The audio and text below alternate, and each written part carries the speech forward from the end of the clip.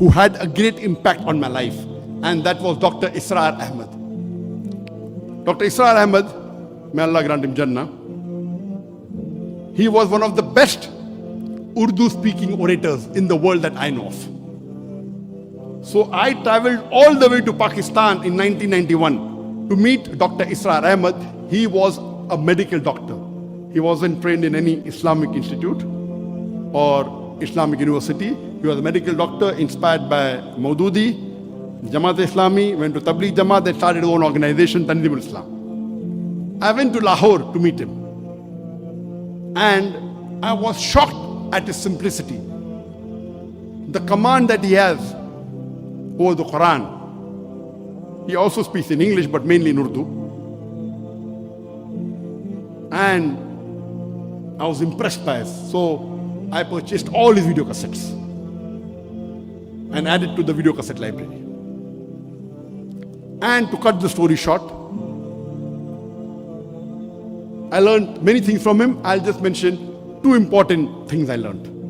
Number one, he told me that I told about my background. I'm a medical doctor. I've just passed. And in 1991, I finished my medical studies and I was doing my internship when we started the organization. In 1991, in 1990, I finished my medical studies. For 1 year, there was internship. And during internship, I had more time, so we started the organization. So I told him, I've just finished my medical studies. I would like to become a surgeon, do my MS, and I'm interested in Dawah. So he told me, son, you have to choose between the two. Either you choose your medical practice or Dawah. I, being a medical doctor, I practiced for 7 years and tried to do both. I could not. If you want to specialize, choose between the two one thing. Then, after his guidance, I chose to become a Dai.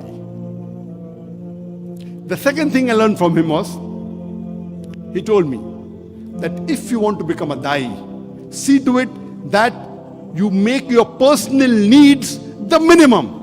I said, why? He said, if you make your personal need the minimum with the least amount of monthly requirement, you can speak the truth more easily. You won't have to depend on anyone. You won't have to depend on please someone who's paying your salary. See to it that your needs are the least. And I saw that he had such a big institution, but what a simple man, Dr. Israr Ahmed. May Allah grant him Jannah. And this thing, that not to spend excessively, was one of the cornerstone of my success.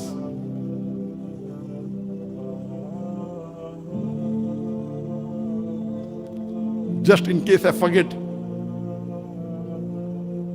towards the end I may tell you, but today I require only 2,000 ringgit a month for me and my wife to survive.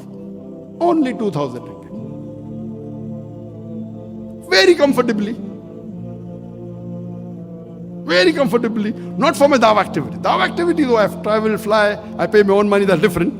That may be in large amount, but for my personal needs, 2,000 ringgit is sufficient. In Bombay, it was 40,000 rupees. Here it is 2,000 ringgit, sufficient. Inshallah, time permits, I'll come to it later on. So these two things I learned from Sheikh Ahmed Didan. And when I came back, I told my parents, initially when we started the organization, Islamic Research Foundation, I told my parents I will only be giving 2 hours a week.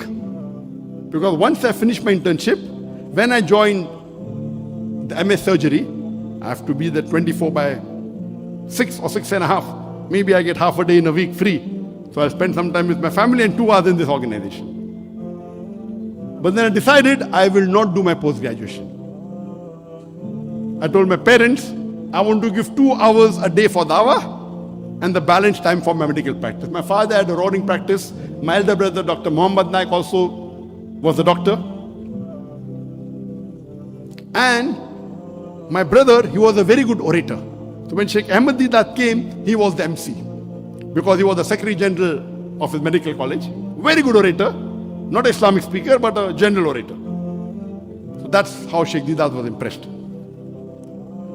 So I told my parents, 2 hours dawah, remaining medical practice.